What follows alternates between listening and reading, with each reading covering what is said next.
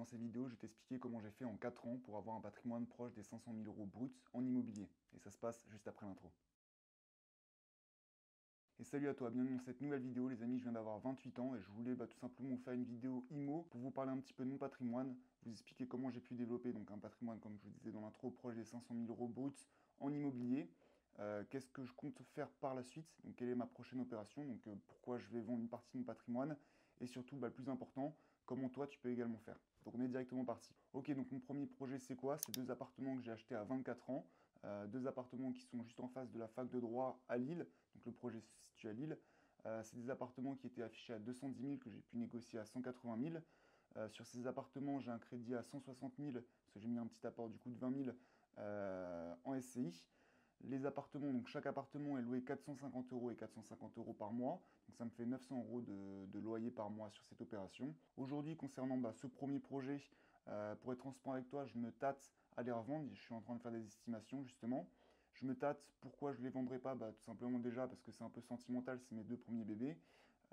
Au-delà de ça, c'est également parce que tout se passe super bien. J'ai les mêmes locataires depuis 3 ans, donc bientôt 4 ans. Il n'y a rien y a rien qui bouge. Ils me payent tous les mois, il n'y a pas de problème. Donc ça, c'est un premier point. Le deuxième point, c'est l'emplacement. Donc on vous le dit souvent, mais l'emplacement en immobilier, c'est super important. Ils ont ils ont un énorme potentiel au vu de leur situation. Il y a l'immeuble où il y a les 2 appartements qui est là, la route, et juste en face, tu as l'entrée de la fac de droit. Donc comment dire que l'emplacement est juste excellent. Donc je me tâte à les revendre ou à les garder. Aujourd'hui, si je revends ces 2 appartements, je peux viser et espérer une plus-value entre 40 et 60 000 euros. Mais comme je te le dis, pour l'instant, rien n'est fait. Les estimations sont en cours et je te tiendrai au courant. Ok, donc mon deuxième projet, c'est tout simplement l'achat d'un local commercial de 70 mètres carrés et d'un box. Le local est situé une fois de plus dans l'hypercentre d'une grande ville. Pour l'instant, je ne peux pas vous donner l'emplacement et le prix d'achat, comme j'explique dans ma dernière vidéo, vu que je compte le revendre. Donc ce local, je l'ai eu à un excellent prix, tout simplement parce que c'était une personne qui avait tout l'immeuble et qui vendait comment dire, les lots séparément. Et il lui restait encore ce local et ce box dans les pattes. Donc j'ai réussi, sans négocier, tout simplement, je lui ai fait une offre au prix, mais à obtenir ce local à un excellent prix. Le local est complètement brut, ça veut dire qu'il n'y a pas d'isolation, il n'y a pas de cloison, il n'y a pas de peinture, il y a l'électricité à refaire, la plomberie. Donc comme j'explique dans ma dernière vidéo, d'ailleurs tu peux la retrouver ici si tu veux en savoir un petit peu plus. L'idée c'est de faire un minimum de travaux, donc entre 5 et 10 000 euros de travaux, histoire de pouvoir refaire des murs propres, sol, plafond, électricité, plomberie au minimum. Donc pour donner une petite idée, on est dans une ville où on est à 2 000 euros le mètre carré, surtout dans le centre-ville, c'est 2 000 euros le mètre carré.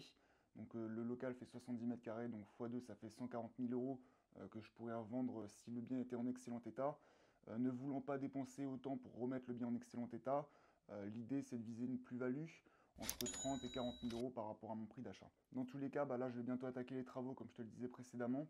Je te ferai des vidéos pendant les travaux et après quand je l'aurai vendu pour t'expliquer un petit peu le delta que j'ai pu récupérer entre le prix d'achat, les travaux, enfin le prix d'achat plus les travaux et le moment où je l'ai revendu. Avant de passer au troisième projet, on fait un petit point. Donc si je vends mes 2 premiers projets, je vais t'expliquer pourquoi je pense à vendre.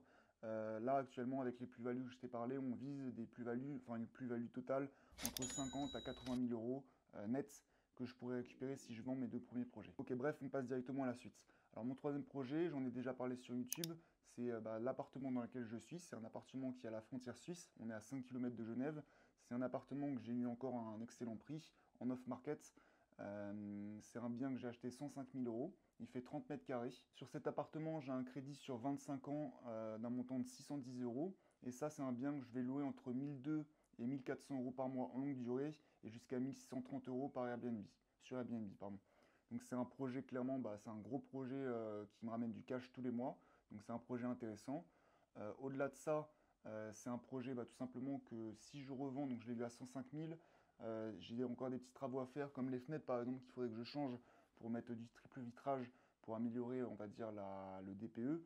Mais voilà, si je me penche un petit peu dessus sur les travaux, c'est un bien que je pourrais revendre 140, 145, allez, 150 000 euros si j'arrive vraiment à faire un truc propre. Donc voilà, donc on a quand même une plus-value latente de 35 000 euros. Et comme je te l'ai expliqué précédemment, là aujourd'hui je préfère prendre le cash flow, donc ça veut dire le cash que je récupère entre le crédit et les loyers, donc il y a une différence, c'est le cash flow. Tout simplement pour réinvestir dans d'autres projets. Pourquoi je parle de vendre mes projets si c'est des bons projets? Alors, je parle notamment de mes 2 premiers projets parce que comme je te l'ai expliqué, le troisième, donc cet appartement dans lequel je suis, Je ne compte pas le vendre tout de suite, je le vendrai plus tard, mais ça c'est pour une autre raison. Les deux premiers projets, si je les vends, comme je te l'ai dit précédemment, je vais pouvoir récupérer entre 50 et 80 000 euros de plus-value. Ces 80 000 euros, donc certes, je me débarrasse du coup de mes deux premiers projets, mais le but c'est d'aller les injecter dans un immeuble à la frontière suisse, tout simplement un immeuble assez gros. Le but c'est de viser de 4 à 8 logements. L'idée c'est d'avoir peut-être un 2000-2500 euros de crédit pour viser les 5000 à 6000 euros de loyer. Donc c'est là qu'on va vraiment créer un écart entre le crédit et les loyers. C'est là que je vais pouvoir générer plusieurs milliers d'euros de bénéfices chaque mois. Et c'est là tout simplement que mes projets vont être exponentiels parce qu'avec ces 2-3 000 euros de bénéfices par mois, je vais pouvoir les réinvestir ou dans l'IMO, ou dans d'autres entreprises, ou dans d'autres projets. Et c'est là que l'effet boule de neige va être beaucoup plus puissant, quoi. C'est plus intéressant, on va dire, d'avoir 3 000 euros par mois à réinvestir dans des projets que pas des clopinettes, mais on va dire 1000, 1500, 2000 euros au max avec plusieurs petits projets séparés. En plus, je l'expliquerai dans d'autres vidéos, mais l'intérêt d'acheter un immeuble, c'est tout simplement de supprimer les charges de copro, de pouvoir maîtriser les coûts des travaux qu'on peut faire, qu'on ne peut pas faire, etc. Donc voilà, donc il y a plein d'intérêts, on en reviendra dans une autre vidéo. Mais voilà, l'objectif de ça, donc ça va être d'acheter un immeuble à la frontière suisse. Pour vous donner des idées, ça va coûter entre 400 à 600, 700 000. C'est le projet, voilà, entre 400 et 600 000, c'est, on va dire, la target que je me donne. Et pour en arriver à là, les amis, comme je vous l'ai expliqué, il a fallu que j'achète mes deux premiers appartements, que je les mette en location. Bon, ils étaient déjà loués quand je les ai achetés, mais que je laisse, du coup, que je gère ce business, on va dire, enfin, ces locataires, ces biens immobiliers, que je laisse passer du temps, que je gère ça bien, que tous les mois, du coup, enfin, même tous les ans, mes locataires remboursent mon crédit. Donc tous les ans, mon crédit diminue, diminue, diminue. Par exemple, pour vous donner un exemple, sur les biens à Lille, tous les ans, mes locataires remboursent plus de 10 000 euros sur mon crédit. Donc ça veut dire depuis 3-4 ans que je les ai, ils ont déjà remboursé 30-40 000 euros. Et donc à présent, 3-4 ans plus tard, on se retrouve devant cette caméra, devant vous, pour vous dire, voilà, je revends, je prends 30-40 000 euros et je vais les réinvestir dans un projet qui va me ramener encore plus.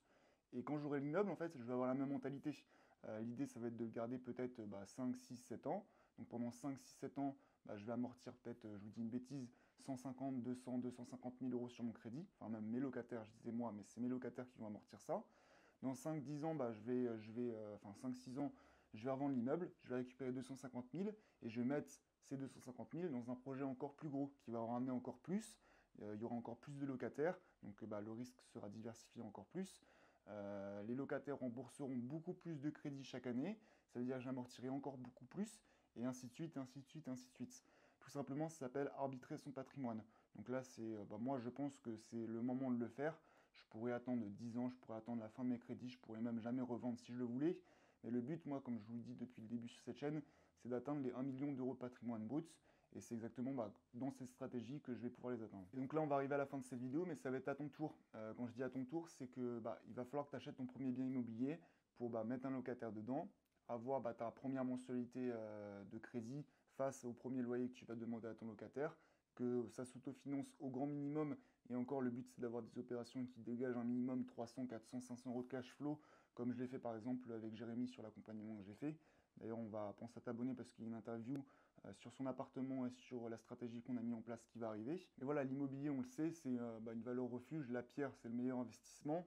Et moi, c'est ma mission. Avant, je parlais sur cette chaîne, on va dire, de Suisse, enfin, du statut frontalier suisse, un peu d'IMO, un peu de dev perso, un peu d'entrepreneuriat.